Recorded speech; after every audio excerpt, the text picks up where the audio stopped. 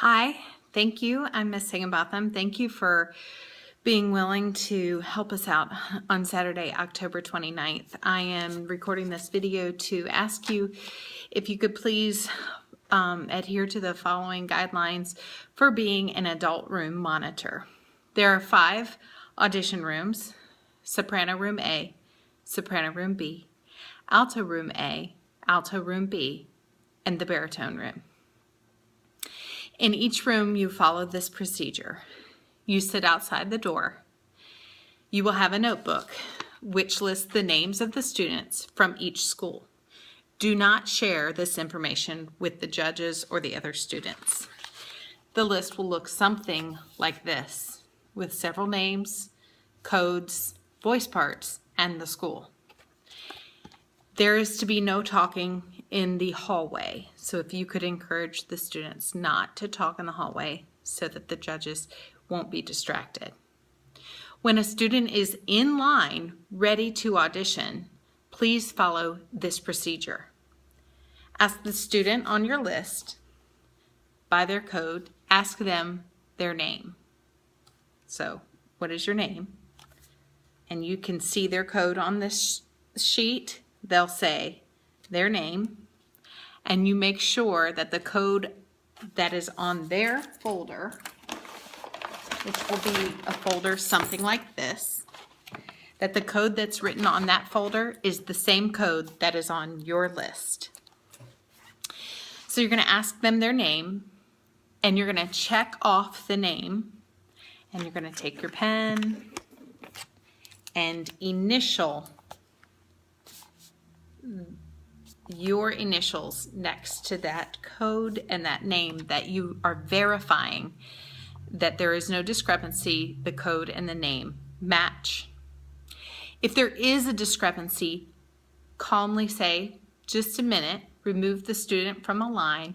You can continue auditioning the other students as we wait. Please contact me via my cell phone, which I'll leave for you in the email. But also, please just wait, have that student wait so they don't get too nervous. Encourage them, but have the line to keep going if you could, so the students after that continue to check them off. Please let me know again immediately if there's any discrepancy. This, again, I'm reading off my list here, checklist, initial by their name, to say that, yes, I verified this student has this same code. Then you're going to take the coded envelope, so this envelope, to the judges in the room. There will be music on the music stand, but the students cannot handle their envelope. Once you have initialed their name, you hold on to the envelope, and you will give the envelope to the judges. Again, there will be music on the music stand for the student. Please remind the student to stop at the music stand. Sometimes they try to go around and then the judges see them. So just let them know, please stop here. Here's your music. They can have copies of their own music. That's perfectly fine.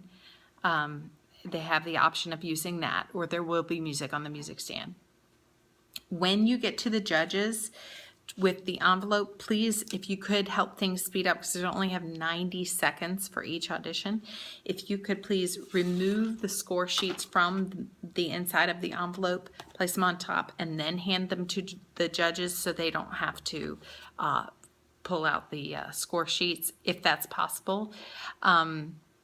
And then leave the room yourself and close the door.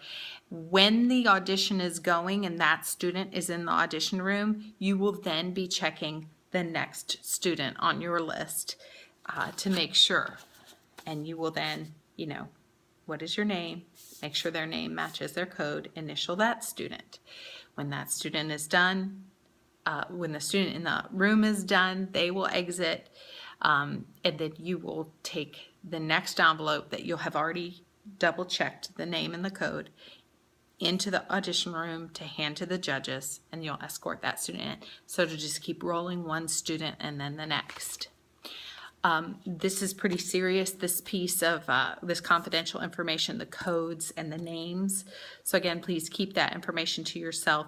If anyone asks, if judges asks, you're not allowed to give that information. So just say, you know, to refer to Miss Higginbotham, and I can take care of that. Again, there's only 90 seconds for each audition, so that's them getting in there, judges asking if they're ready, the music starts, the music stops, they leave. That's just 90 seconds, so it will be rolling really quickly. So we have to keep this rolling to get all the schools through. Once they're done, they're going to continue down the hallway in the same direction and report to the cafeteria. Please don't let them stay in the audition area. Once they're finished, they cannot wait for their friends. They need to go back to the cafeteria. Their friends can meet them there.